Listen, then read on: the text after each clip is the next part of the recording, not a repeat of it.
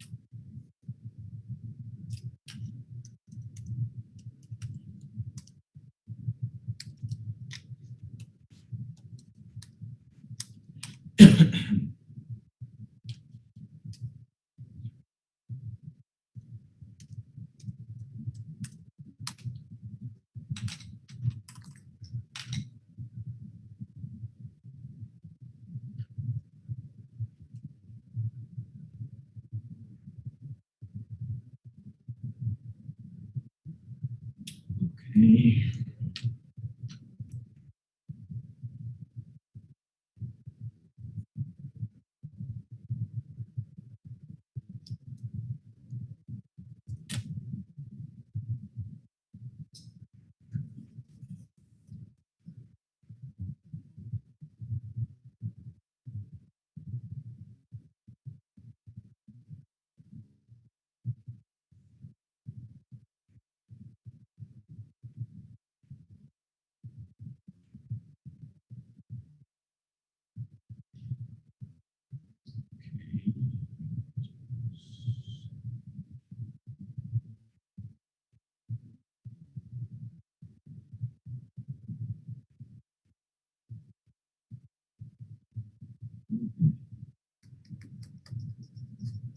Do you see this now? Wow.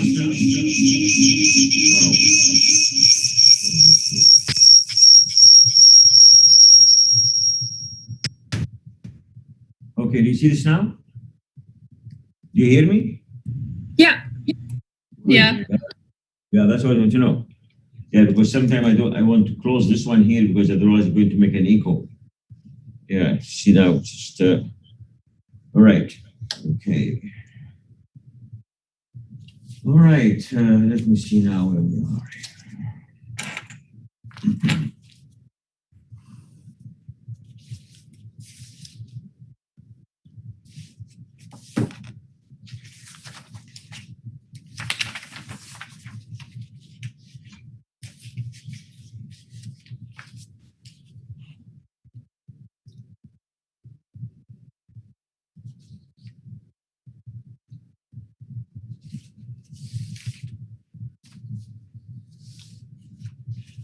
I think last lecture we started with the slime molds.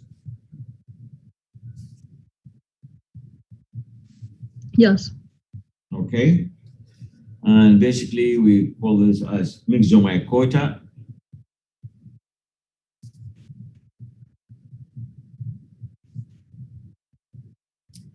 Okay.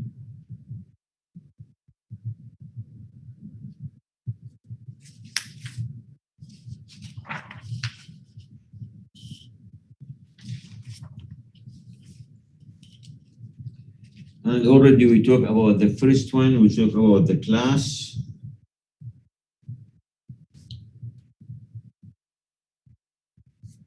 Myxomycetes, we talk about that, which is commonly known as the true, or we call it. Okay, just give me a second here.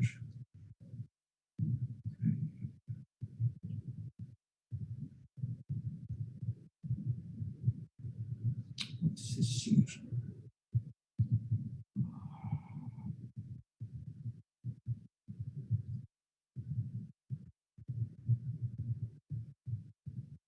Okay, or known as the plasmodial slime molds.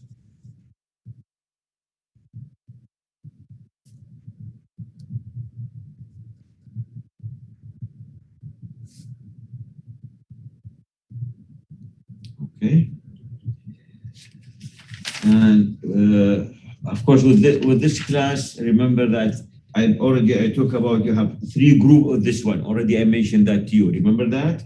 In which basically we have what you call the pheneuroplasmodium, apheneuroplasmodium, and protoplasmodium. We talk about this one. Okay. Just give me a second here just to, okay.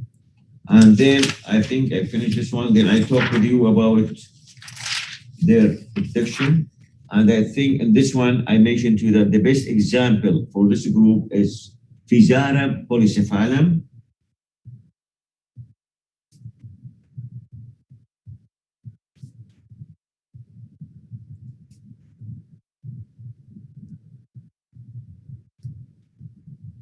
Okay, you should know that one here.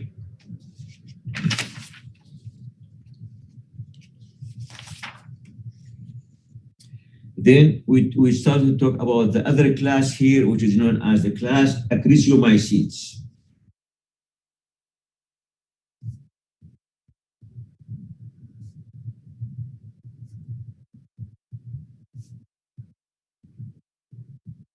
Okay, remember that?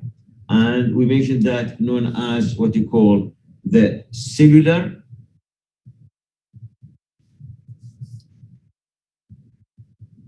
slime molds. Okay. And the best example, I ask you to know about this one here, known as Dictyostelium discoideum.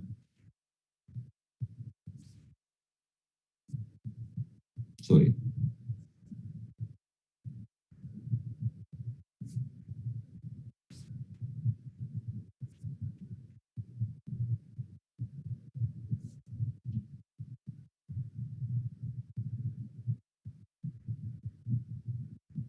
Okay.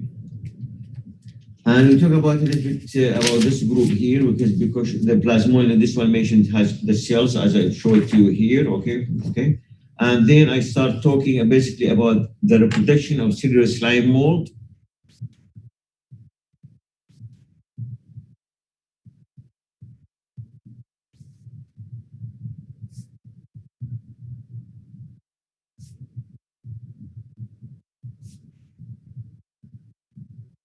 Okay, we'll continue with you now. As I mentioned to you, basically that is basically how it looks like. Okay, that's just this one here. Okay, I just will mention to you that last lecture already I talked a little bit about the organism, not very much here. Okay. Already I mentioned that to you. If you remember, I mentioned to you that according to the general of this, okay, that cellular slime molds, their resemblance to the plasmodial slime mold is superficial, and they have much closer affinities with amoeba. Already I mentioned that to you. Okay. And also I mentioned basically during their vegetative or feeding stage or phase, okay, stage here, they what do you call them? They behave as a separate solitary organism. The cells inside, because that's what we call cellular, okay? Cells behave as a separate solitary organism, creep over rotting logs and soils, or swim in fresh water, ingesting bacteria and other particles of food. Okay? And also I mentioned to this regard basically that each of the cell, as a matter of fact, has a haploid nucleus. Remember that? Okay. Now, then, of course, we'll start with the reproduction. Okay. Now, in the reproduction, already I mentioned this point, and then I will continue after that. And under reproduction, already I mentioned when moisture or food becomes inadequate, okay, becomes inadequate, the cells send out a chemical signal. The cell send out chemical signals, which is basically in the form of chemical known as cyclic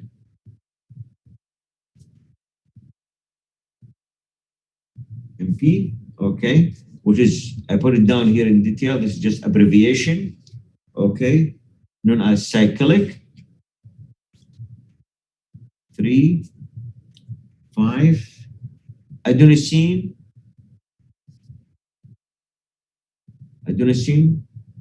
monophosphate.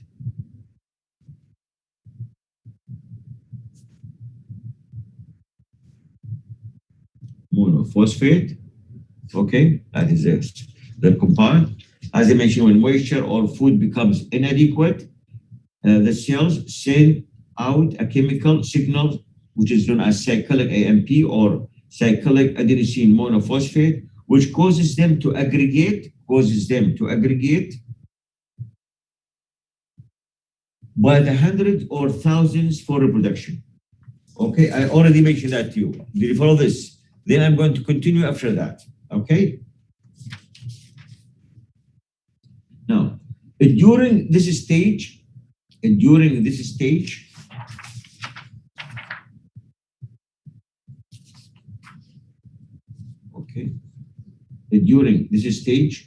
the cell creep about this. Okay, this is the stage we are talking about here. Line becomes okay. During this stage, the cells creeps about as one unit called pseudoplasmodium, known as pseudoplasmodium. I'm going to put it down for you here.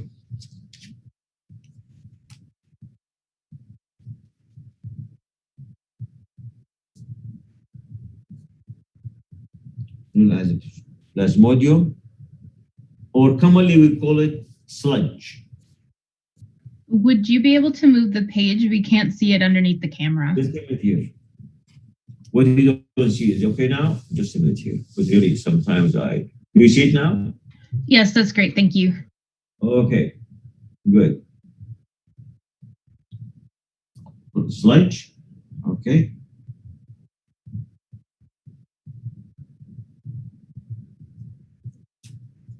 Which is basically this stage here. I don't know if you can see this one now. This one here. Okay. Yeah, unfortunately, with this, you cannot show so many things at the same time here, okay? Did you follow this? Now, during this stage, as I mentioned, that the cells creep about as one unit called pseudoplasmodium or the sludge. Now, eventually, the sludge settles. Eventually, the sludge settles.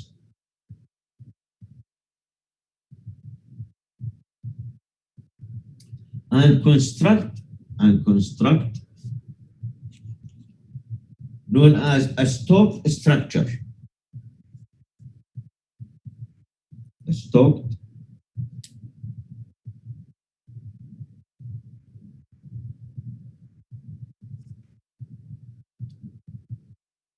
structure. Basically like a spore with a stalk. I will show it to you here, a stalk structure known as saurocarp.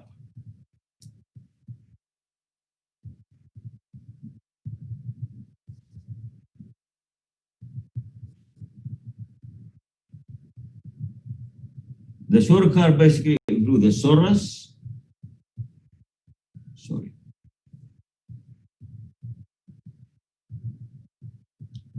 plus sorophore.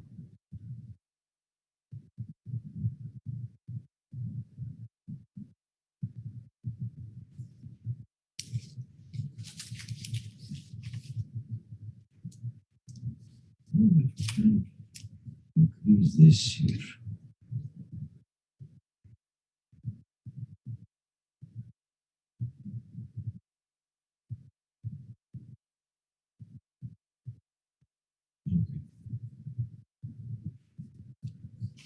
Do you see it? Okay. This one here. Which is basically this one here. Okay, give me a second. Do you see the structure? That's basically that is a stalk. That all of it known as, we call it all of it is known as saurocarp. Okay, just because that affects it. As you can see, this is the sorus, and usually this is the stalk we call sorophore. Is that clear? Okay. Now, this is, we call it a sorus. We didn't call it like a spore or, because really it's very delicate. It looks like a water droplet, and that's why to differentiate it, we call it a sorus. Okay. All right. That's what it is. Okay. So basically, that's what it is here. Okay. Eventually, as I mentioned, the sludge settles and construct a stock structure known as the sorocar. This one here, all of it, which is composed of the sorus and the sorophore. Okay. Then each of these sorus or spore, then each sorus or spores may grow into an individual, into an individual, into an individual, amoeboid cells, amoeboid cells,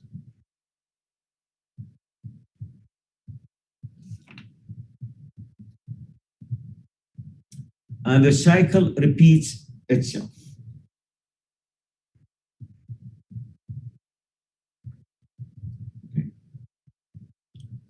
Because what happened here really when it comes, I don't know, of course, it was not easy to see it in the petri dish at the moment. So basically, when you have the sorus like that, okay, and this is the sorus here, usually what happened here, then it's going to lie down like this. The sorus will come here, and once it touches the substrate or the media, or then it's going, of course, to germinate into a new individual. Is that clear? Okay, so basically that's what we talk about here. Okay, that each sorus or spore may grow into an individual amoeboid cell, and the cycle repeats itself. Okay. Now, this reproductive cycle, the one already I mentioned to you, this reproductive cycle is asexual.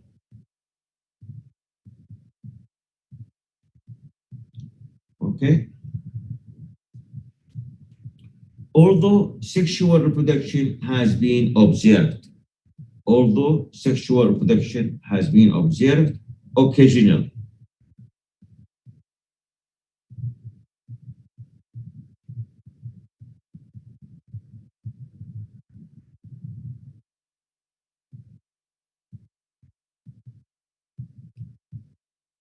You follow that?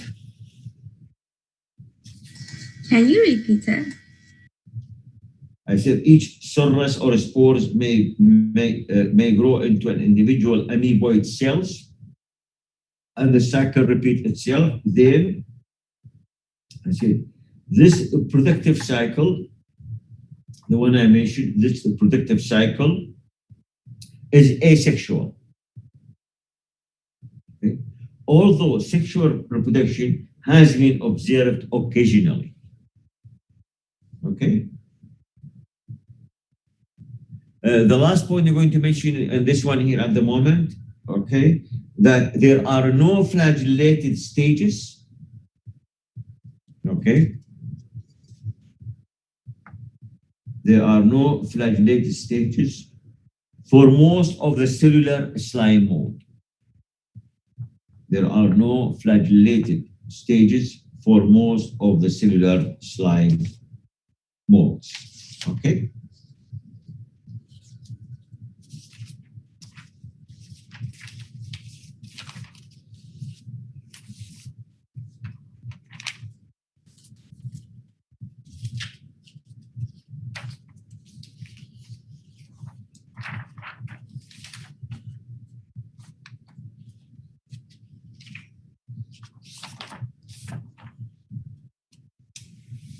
Now I'm going to move to another class of this group of the slime mold, which is really known as, this is a now this one here known class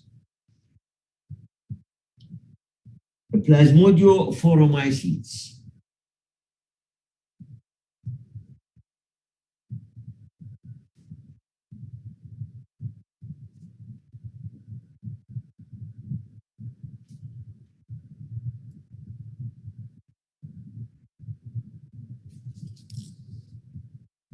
Known as Plasmodiophoramycetes, which is commonly known as endoparasitic slime mold.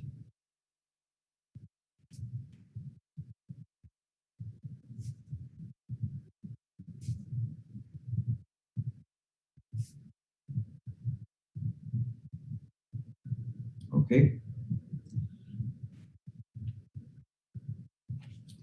Basically, this slime mold parasitic, as a matter of fact, infect some of the plants. Okay, and especially some of them basically infect what you call the cabbage family. Okay, go inside. And I don't know if you have seen it in some slide here. So this is basically when we have this one here. Just give me a second. Okay. Now, what it shows to you here, basically, this is basically a cell of the host, which is a plant, and inside the organism, as a matter of fact. Of course, I'm not giving you life of the organism, and multiplies is going to cause what you call like a tumor to the pet. Okay, and I'm going to show it to you here. But first of all, let me talk a few points about it. Okay, now to mention what you call the plasmodium, what you call the plasmodium foromycete, which is mentioned in the parasitic here, that all member of this group, all the member of this group are obligate parasites. Okay. Of course, we'll mention endoparasitic, that means what's inside the cell. Okay. So all members of this group are obligate parasites. Okay.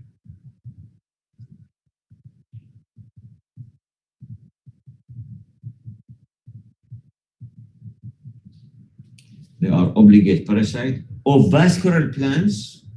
They are obligate parasite of vascular plants or fungi.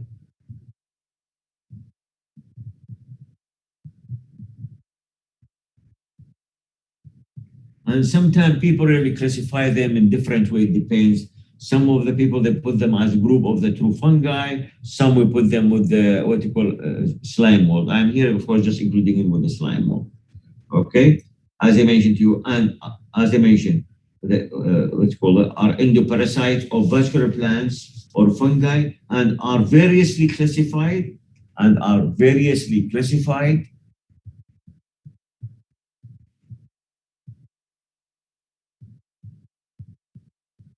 as a true fungi or as a slime mold.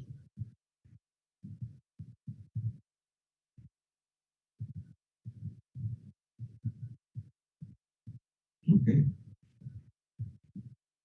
Now, because sometimes the cell usually they have what you call,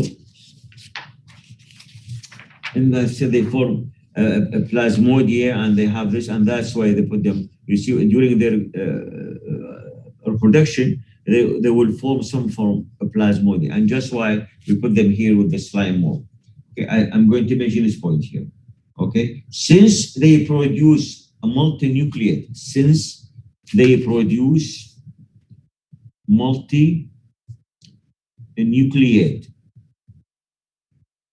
okay, a plasmodia,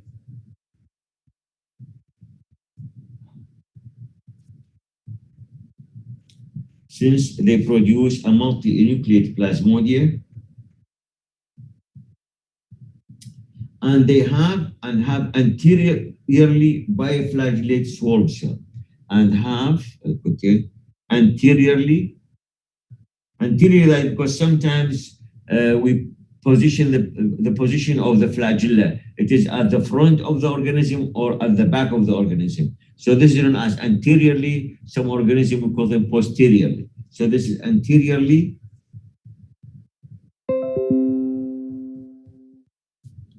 Okay. Biflagellate.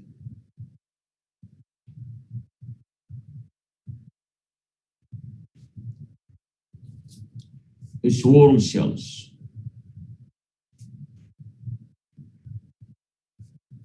Okay. Swarm cells, when you have a cell with a flagella, call them swarm cells. Okay. So as I mentioned to you here, okay, since they produce multinucleate plasmodium and have anteriorly biflagellate swarm cell, they are treated here as the slime mold or a group within the slime mold. Okay.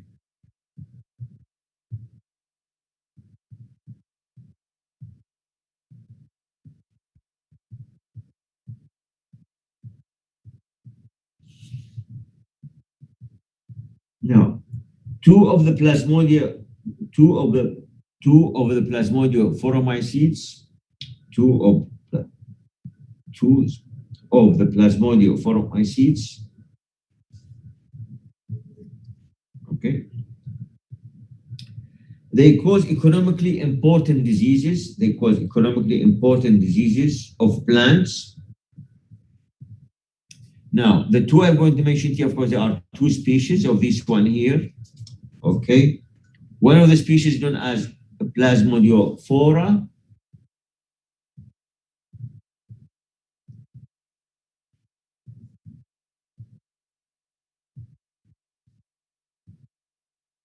Can you read it? Yes. Yeah, called Plasmodiophora brassica. Like one species all.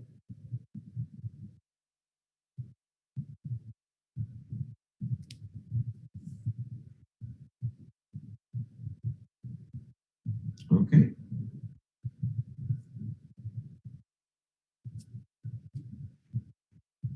Brassica, we call brassica because basically it affects a group of the family Brassicaceae or the cruciferae. Do you know this family?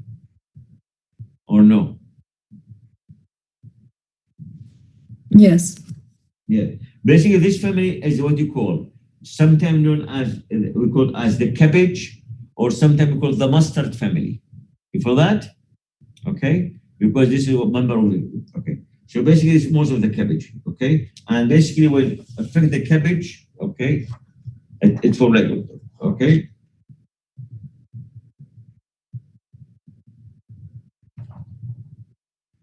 Just try to find somewhere. Okay. Something like this here. Okay. It affect like this. Okay. Cool. Club root disease, sometimes called the club. This is the name one, okay?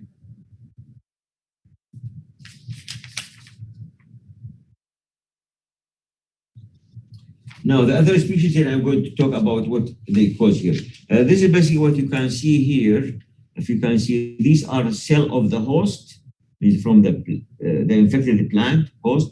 And inside, of course, here, as you can see, is the parasite, okay? But of course, what happened here, when they are inside, of course, going to affect the cell, and the cell is going to multiply. And when they multiply, of course, is going to cause what you call like a tumor, but that is going to affect, it looks like a big, what you call, kind of club, mentioned to you here. But first, let me mention to you the second species, okay? The other one known as, this is one of the species belonging, the other one known as, okay, Sponges, okay. Spongiospora.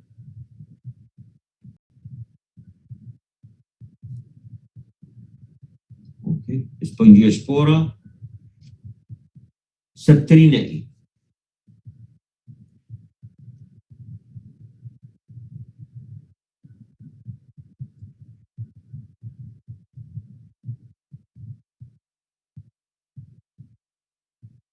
Okay.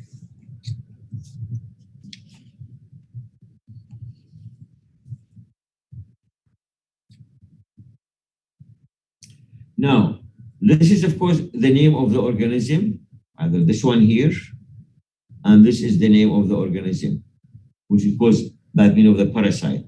Now, the disease they cause, this one known as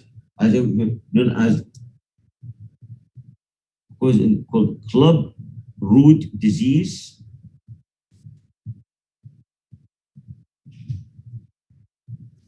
Of crucifers, okay? Crucifers, like for example, like cabbage and other members, okay? This one caused a disease known as scab of potato.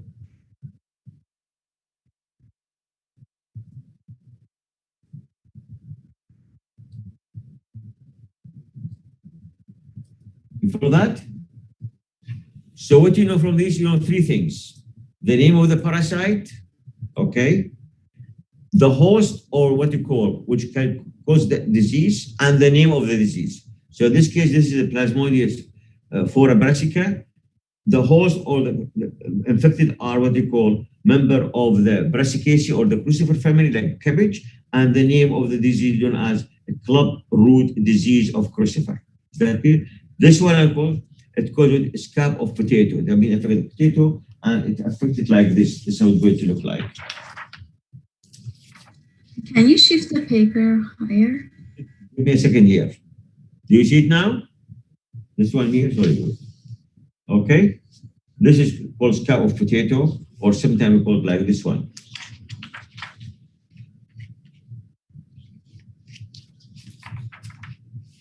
Let's see how this is really.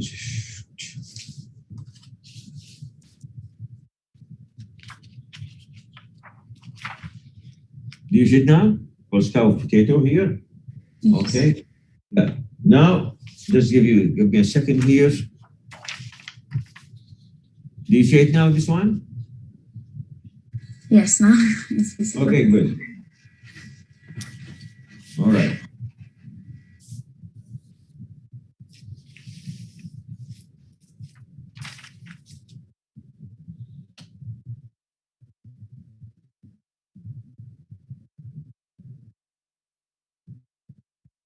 Now, I'm going just to give you a few lines about what is the cause of these two what's called parasite cause. Now, usually these parasite, okay, cause marked enlargement of the infected part of the host. Usually these parasite cause marked enlargement of infected part of the host.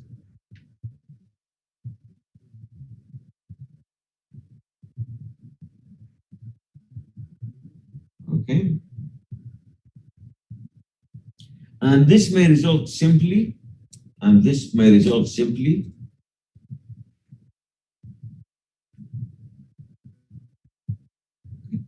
to form abnormal enlargement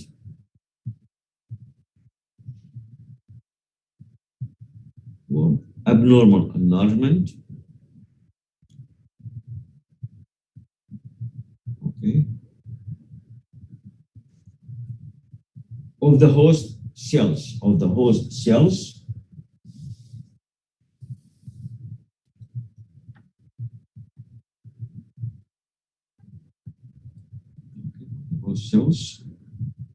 Of course, the reason why, because the presence of these organism inside the cell that basically stimulate the cell to divide much more of the host, much more quicker than the rest of the other. And I mentioned to you, anyway, this may result simply from abnormal enlargement of the host cells from stimulated division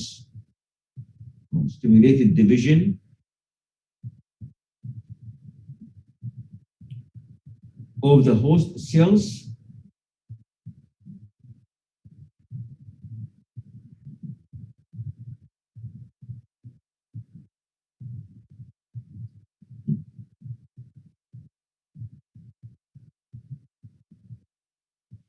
from stimulated division of the host cells, okay?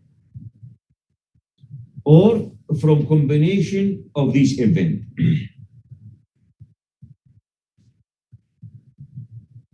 That means combination of these events, that two things, that the presence causes the enlargement of the cell, plus what you call a stimulation of cell division, okay?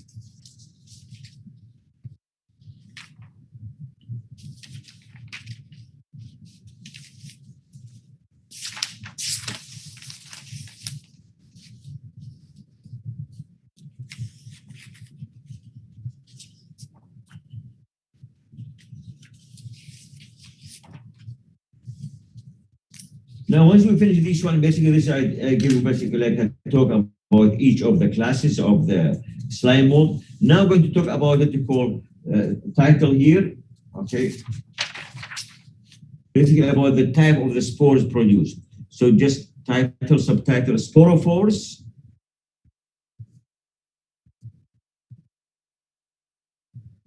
And spores.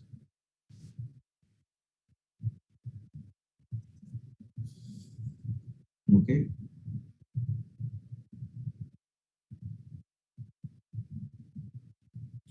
Produced.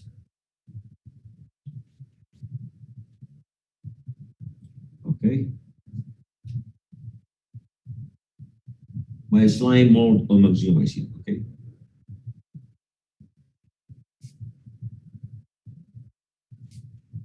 Or we call them mycelium.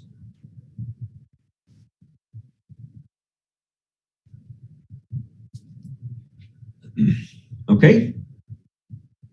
Can you read this? Can you read this? Yep. Okay. Now, there are four main types. There are four, means four types of sporophore or spore. Four types of sporophores.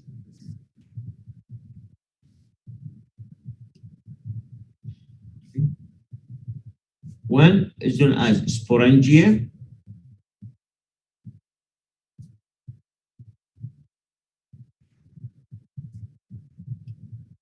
One is known as plasmodiocarp.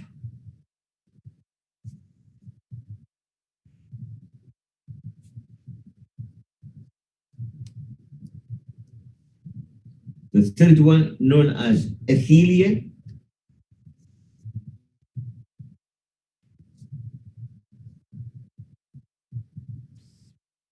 Okay. And the fourth one known as pseudoethelia.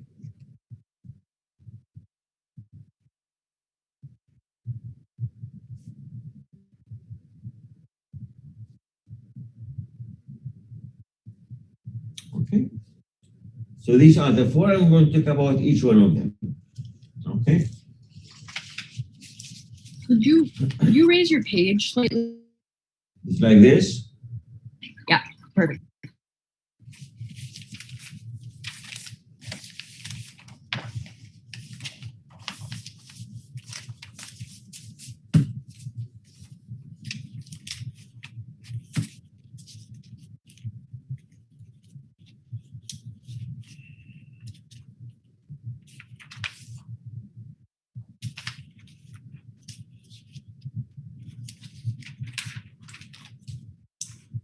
Now, in case of the first one, the sporangia, of course, the sporangia is very simple. When you have any kind of spore like this one here, okay, it will basically, it has a stalk irrespective of the shape like this, okay? Or in other words, like this one here.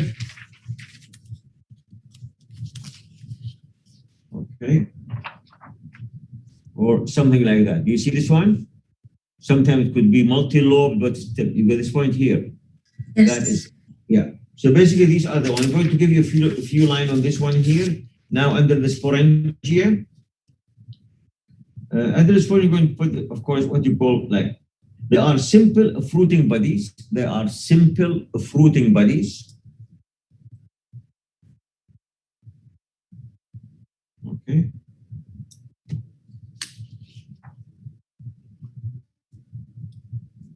When we said it may be stalked, that means if they have a stalk like this, or sometimes sessile, they lie down, okay? Or sessile. Sessile means a spore without a stalk, okay? Line, okay. So they are basically, as I mentioned, they are simple fruiting bodies, which may be stalked or sessile.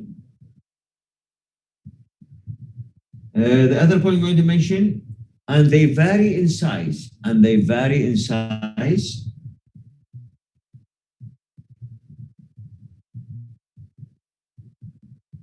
And they vary in different size, from minute, very small.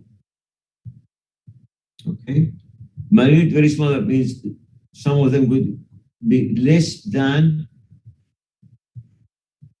0.5 millimeter. They vary from minute, from less than 0.5 millimeter to as much as some of them to as much as 25 millimeter tall.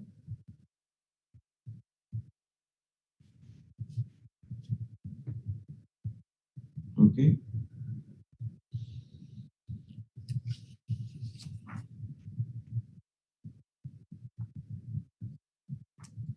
The other thing I want to mention to you here that I'm going to talk about, if you see this stock here, that stock sometimes could be stuffed or sometimes could be empty. Just to mention this point here. Okay. Their stocks may be hollow or stuffed. Maybe hollow or stuffed. Okay.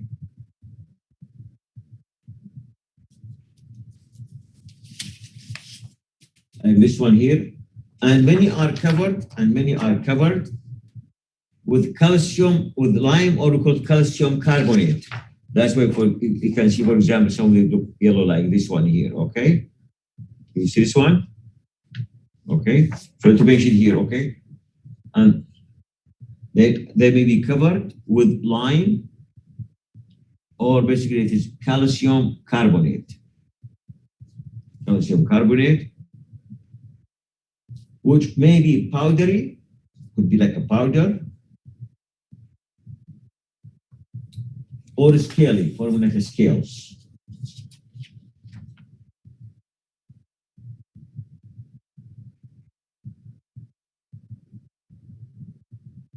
Basically, if you look at this one, it looks like more powdery, this one.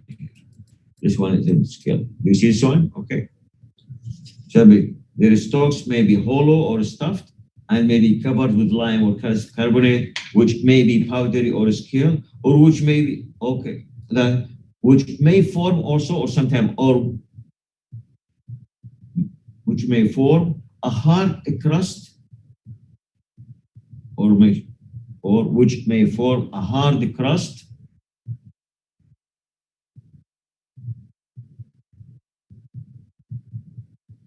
over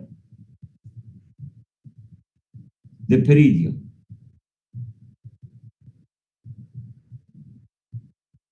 Do you remember the peridium? Anybody can answer me what is the peridium? No one know it? Then how did you label? Yes, say it again. I'm listening to you. Is it the like the cover of the sporangium, like the yes, outside of it? Yeah, it's the cover wall of the sporangium. Yeah. Okay. I'm going to show it to you here. Just give me a second.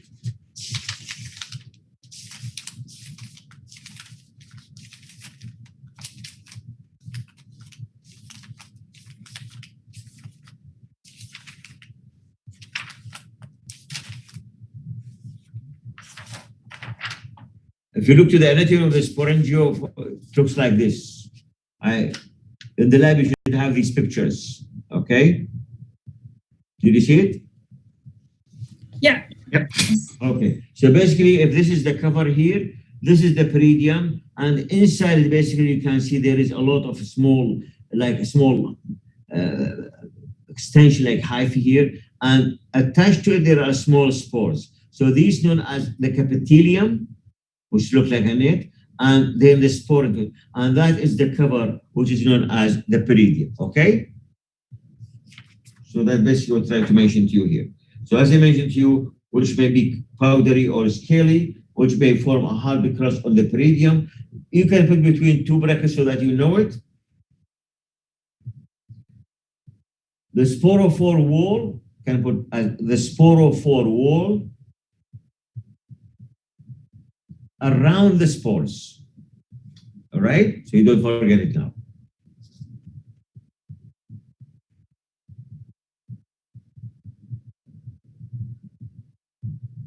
Okay, now, just to give you an example here.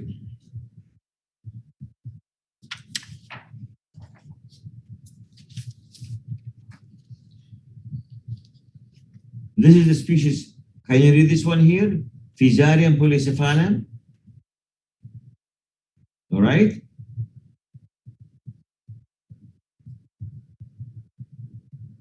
Can you read it or no? Yep. Yeah. Okay. So basically, what I mentioned that this example I gave you, the Plasmodium slime mold, their spores, basically, as you can see, it has many lobes, so it's multi-lobed. Just to mention this example for you. Okay. Fusarium polycephalum.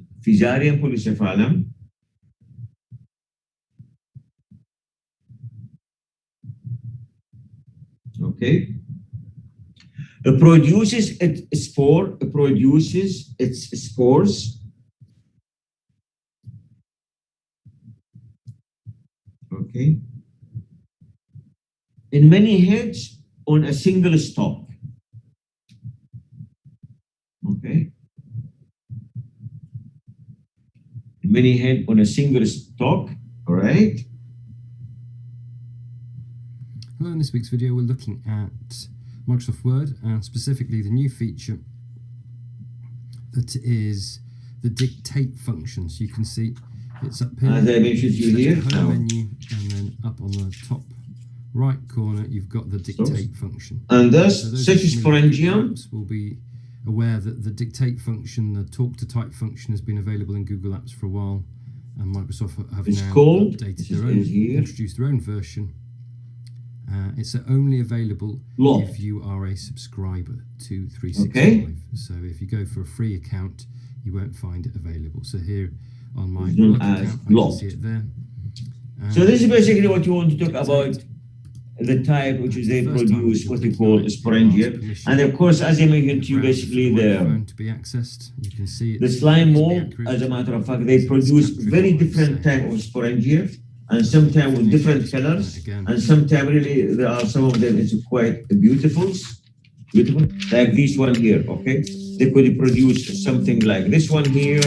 Okay, which looks like a feathers, which looks sometimes look pink, or sometimes it looks like a fan here, and inside the spores and so on. So basically, some of species really they produce especially quite a different type of sporangia. But as long as the same structure, they have a stalk and a sporangium. Okay, irrespective of the different shape they are producing. Now we're going to move to the second type, which is known as the plasmodiocarp.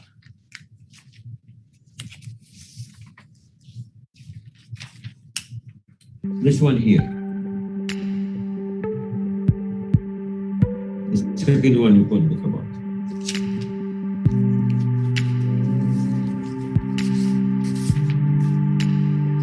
Okay.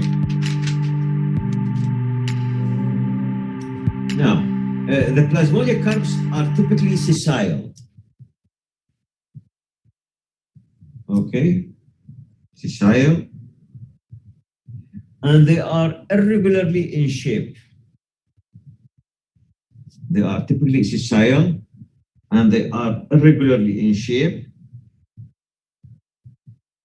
And also they show differences, varying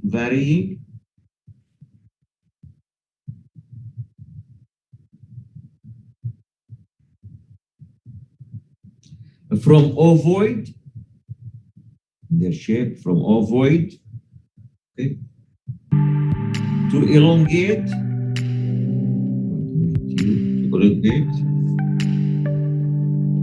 or even branched.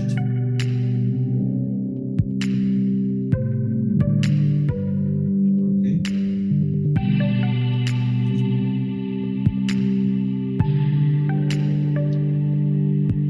I'm going to give you a species here. Basically, sometimes they look like this one here.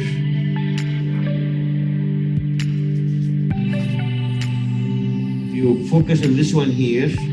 This is basically is the piece of what you call the log or wood, and this is the organism here.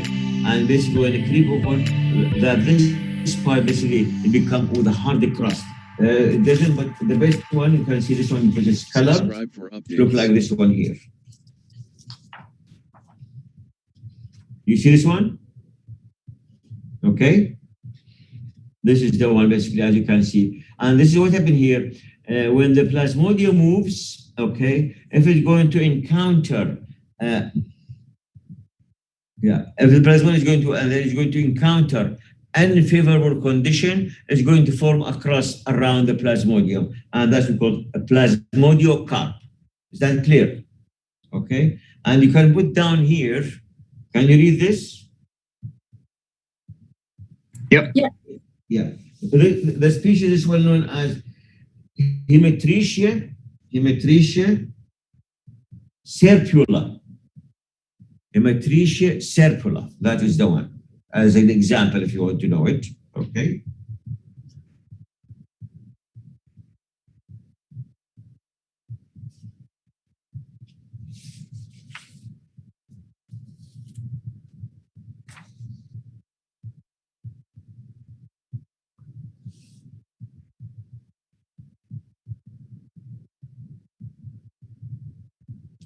Okay, now we'll just explain the situation of this, because that is okay. Now,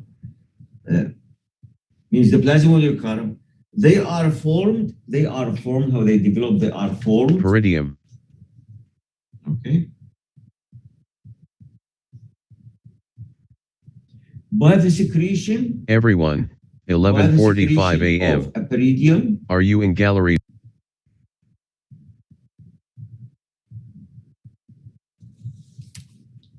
By the secretion of a peridium.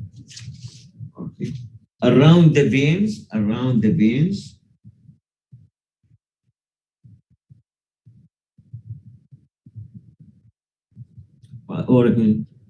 part of the veins.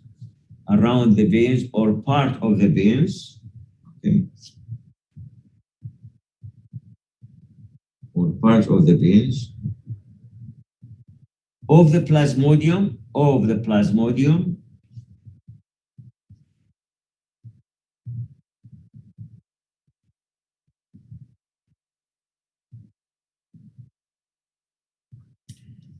Just after it stops streaming.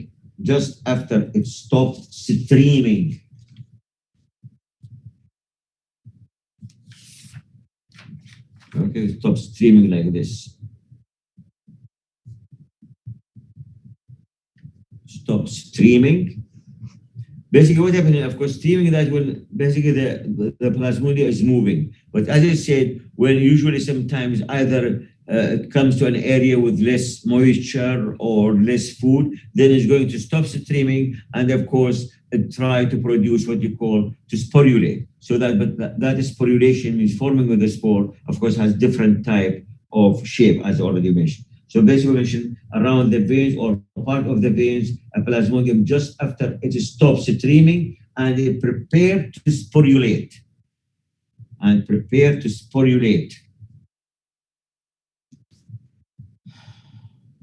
Okay.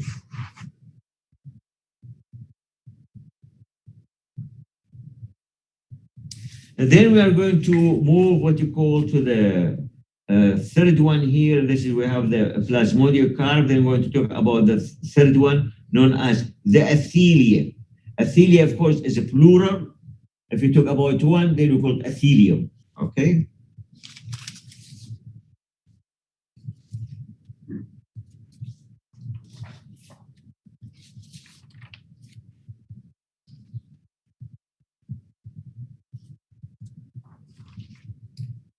I know this is black and white. Do you see this one here? Yep. Yeah. The athelium basically is a very large one. As you can see, it's a very large one. Okay. And usually considered basically, as a matter of fact, is complete unification of many sporangia. You got this point here, all inside. And I think, of course, you didn't see the slide, but maybe they show the picture of it. The picture of it, basically, if you take this one, it's not easy, and you make a cross section of it, it's going to look like this one here. So this is the straight here, and this is how it looks like. This one here, you got my point of view here. And inside it, it has many chambers like this. And I think that is the picture you have it maybe in your, supposedly, in your drawing here. Okay, and of course, each one contains thousands of spores. Okay, so this is basically the thick peridium here. Okay, And these are called chambers. And each one of these chamber, of course, contain thousands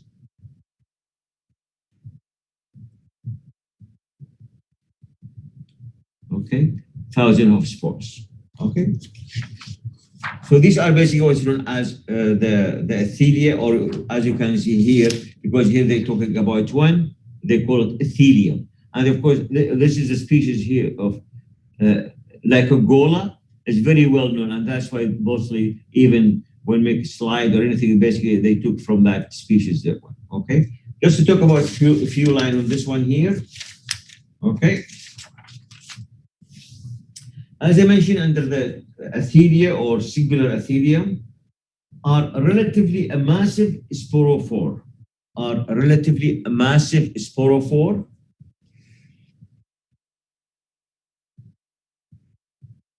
Okay, are relatively massive sporophore.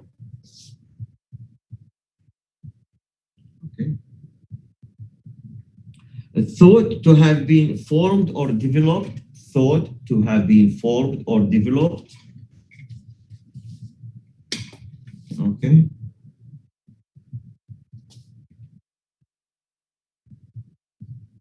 By a complete effusion of a large number of sporangia. Thought it have to have been formed or developed by a complete effusion of a large number of sporangia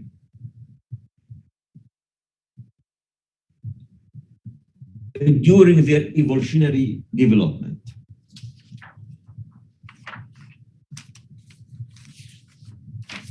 Okay.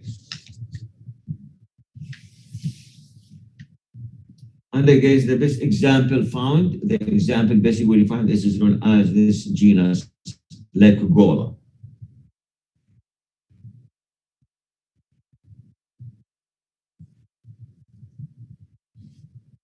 For this one. Do you see it? Lycogola. All right.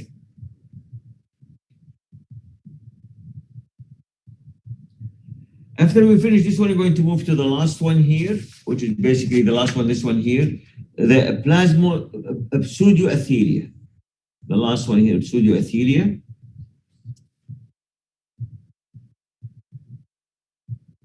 Okay.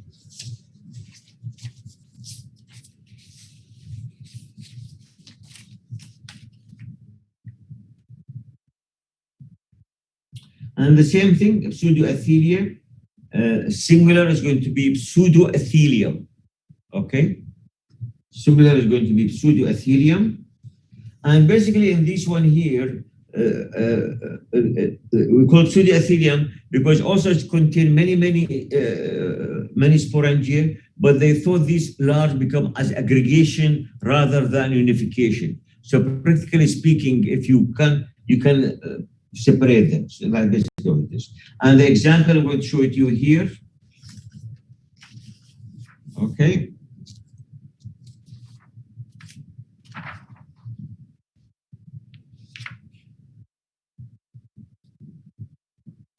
This one here. Do you see it? Okay. This is pseudoethelium. Now talk about it a little bit. Okay. The pseudoethelium, simply called, are tight aggregation of sporangia. Are tight aggregation of sporangia.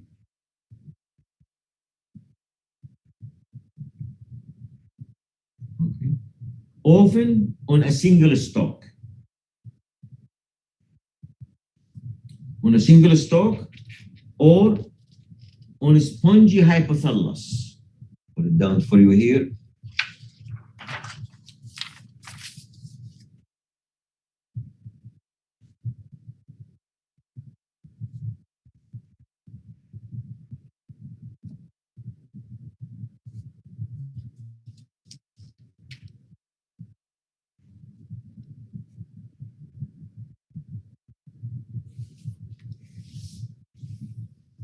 spongy hypothallus. I think I mentioned to you thallus before. Anybody can explain to you what means by thallus when you say thallus?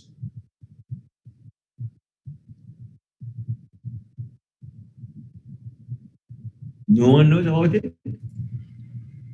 Like a part of a plant, but that's not differentiated. Not part of the plant. It is not different, that's correct. Because usually when in the early stage, when they look to the plants, because they used to define many things under the plant kingdom, from my point of view. So thallus basically simply going, when comparing to the, when you have a mass of tissues, but are not differentiated into leaf, stem, root, or whatever it is. It's just a mass of tissue. Okay, you got this point here.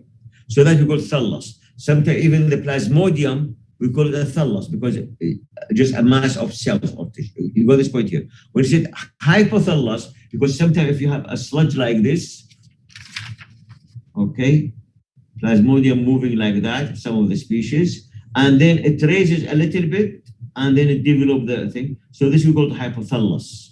It is elevated a little bit, hypothallus. Okay, so that basically that's what we explain this. That sometimes of these we call pseudoetheria are tight aggregation of sporangia, often on a single stalk or on a spongy hypothallus. Okay, which resemble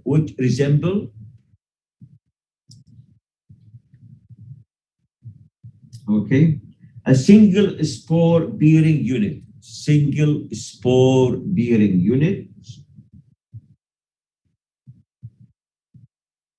Okay,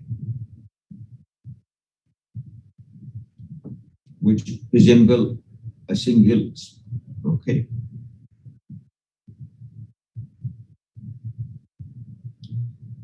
Now to mention this as okay. Now the individual sporangia, in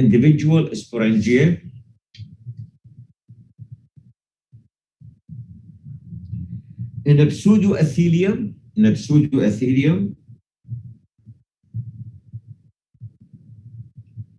the individual sporangia in a pseudoethelium are, however, easily discernible.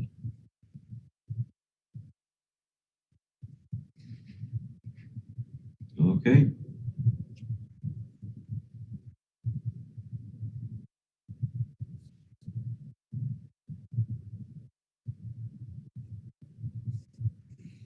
Are easily discernible.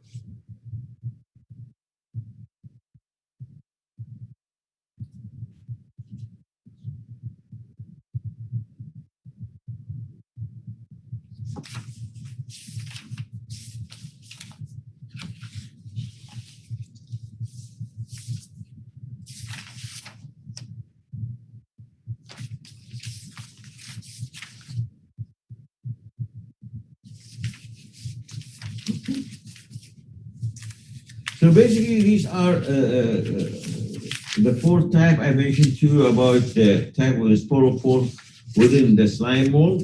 Just a few lines here at the end. Now, basically, of course, as I mentioned, basically the reason why how the what you call the plasmodium or the serum produced, what are the factors? Usually, it's not very well known, as I mentioned. Sometimes, basically, if this they creep to an area drier or less humidity or less food or sometimes light. All these factors could basically stimulate or initiate the sporulation of these organisms. So just a few lines to put in this line. Now, the factors directly responsible for fructification or sporulation. The factors directly responsible for fructification or sporulation.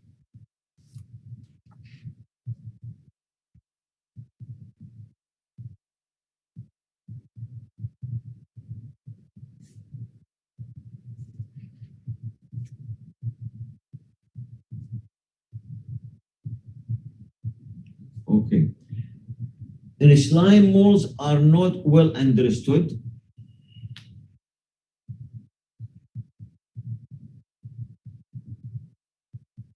are not well understood. As I mentioned, however, moisture,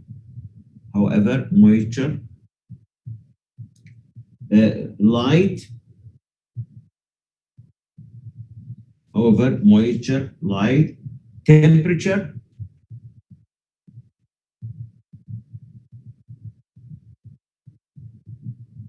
pH, moisture, light, temperature, pH, and exhaustion of food supply,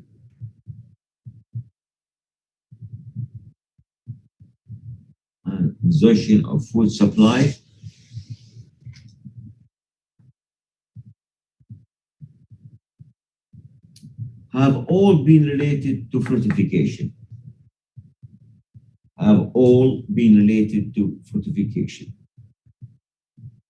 Okay. Is this clear now? Okay.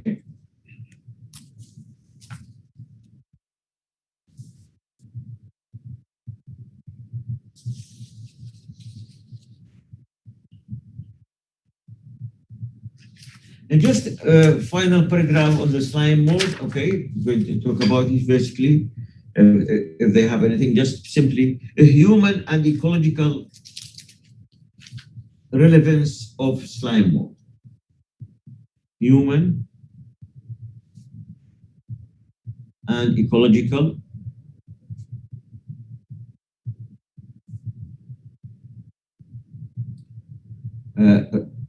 relevance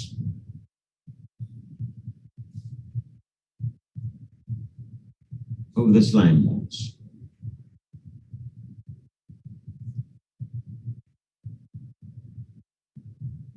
Okay.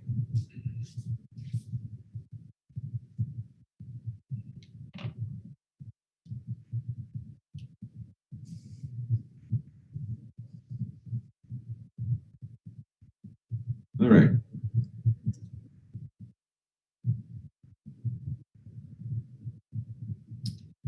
Similar to mention, of course, the slime mold perform an ecological role.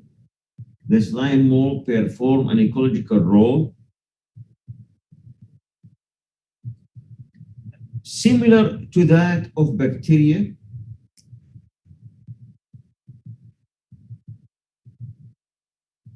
The slime mold perform an ecological role similar to that of bacteria in breaking down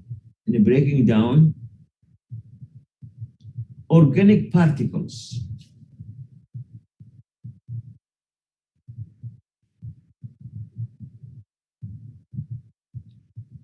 Breaking down organic particles to simpler substances.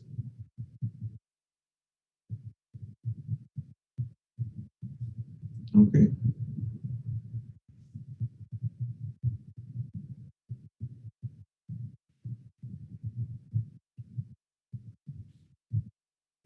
Simple substance. And also, of course, because when they feed on bacteria, these organisms, basically in a forest or a damp area is going to result in decreasing the bacterial population to make it, and also reduce bacterial population, in their forests,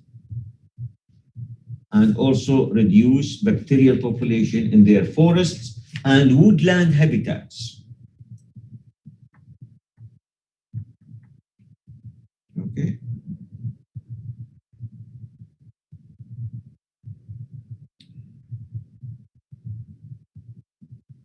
You follow this? So as mentioned, the slime mold perform an ecological role similar to that of bacteria in breaking down organic particles to a simpler substances, and also reduce bacterial populations in their forest and woodland habitats. Now, except for one typical species, the one we already talked about, the parasitic one, except for one typical species that occasionally attack cabbage,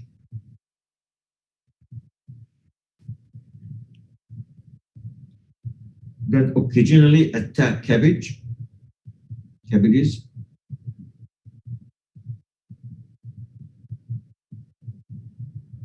And also, and the other that causes powdery scab of potatoes, and another that causes powdery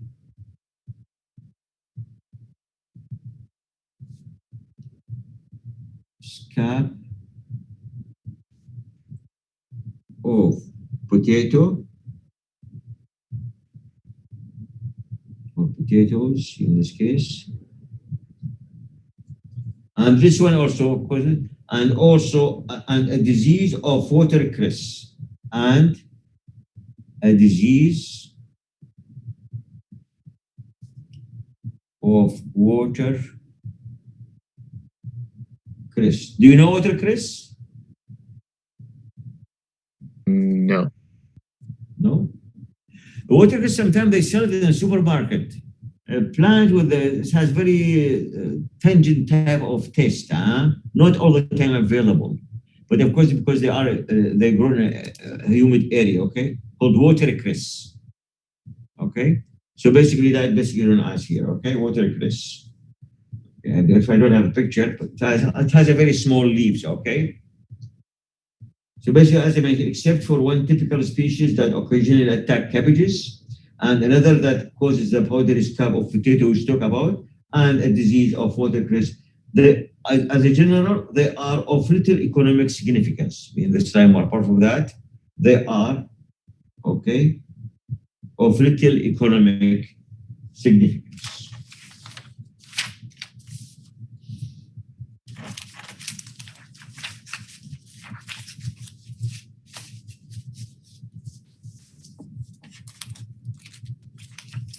By this, basically, I will finish the section regarding what is known as the slime mold. Okay. Now I'm going to move to another. Still, we have some time, I guess. Yeah. 5 minutes or so before the screen will stop here. That is the difference of these classes. When I do it from my computer, of course, you have the time, but this one they stop by themselves, as it happened one time here. Okay, so we're going to start now with you, basically with the. Give me a second here. At least we'll do the title.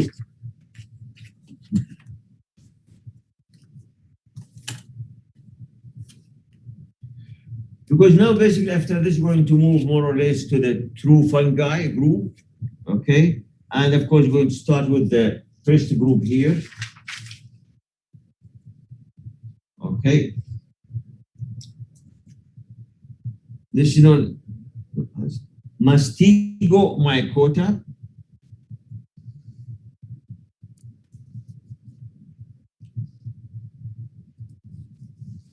Okay.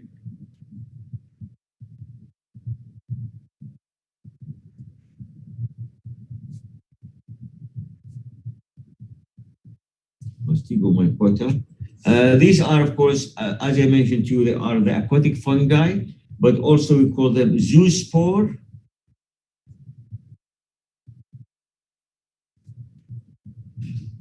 Forming fungi, or sometimes we call it the flagellated fungi.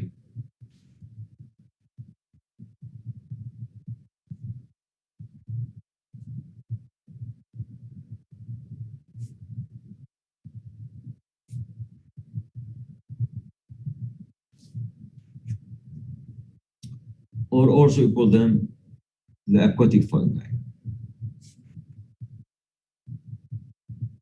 But the best one is known as zoospore because tell us that they are forming spores with the flagella, it means zoospores.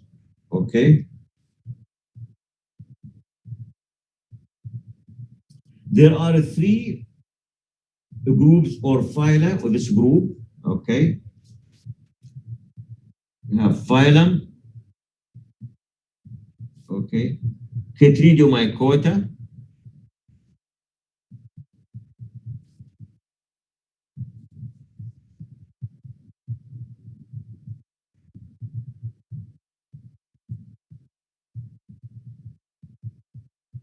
the phylum Cotylodomycota, and we have the phylum Hyphocotylodomycota.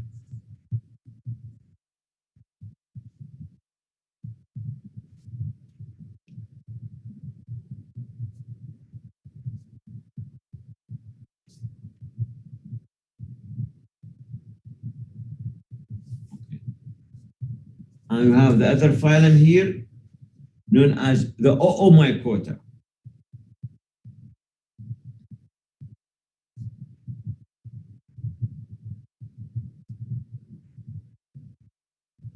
Okay.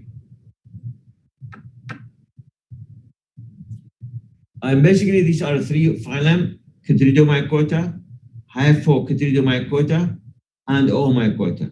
And basically, later on, I'm going to call to focus on two of these this one, and this one. And usually, in each one, I'm going to the way I'm going to give you a little bit of the general characteristic, means what their criteria of that group, and then we give you example and some life cycle. Hopefully, I have a couple of minutes before it will show the cycle here. Now, just to mention, these are predominantly aquatic group in general, and the general characteristic.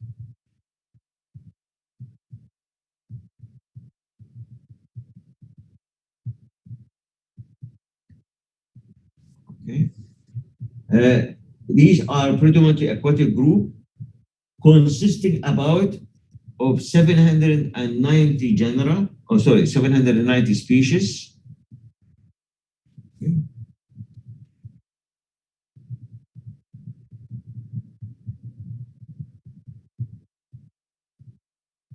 Okay.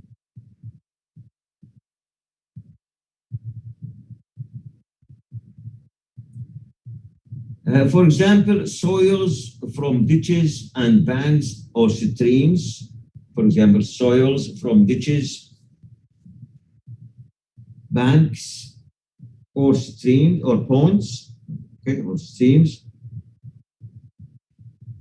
are inhabited by chytrid. Chytrid, of course, as a general, chytrids are inhabited by chytrids. Okay.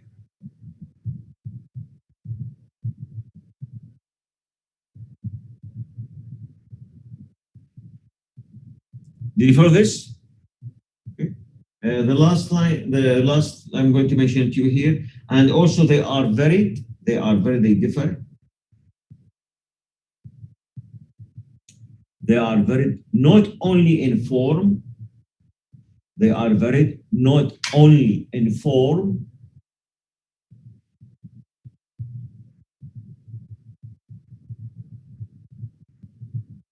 but also in the nature of their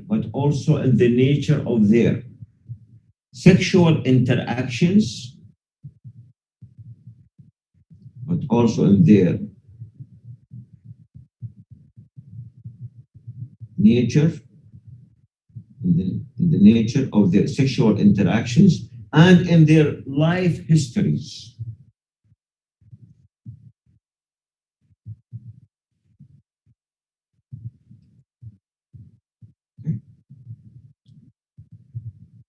Just to mention the last sentence, and they are also varied not only in form, but also in the nature of their sexual interactions and in their life histories.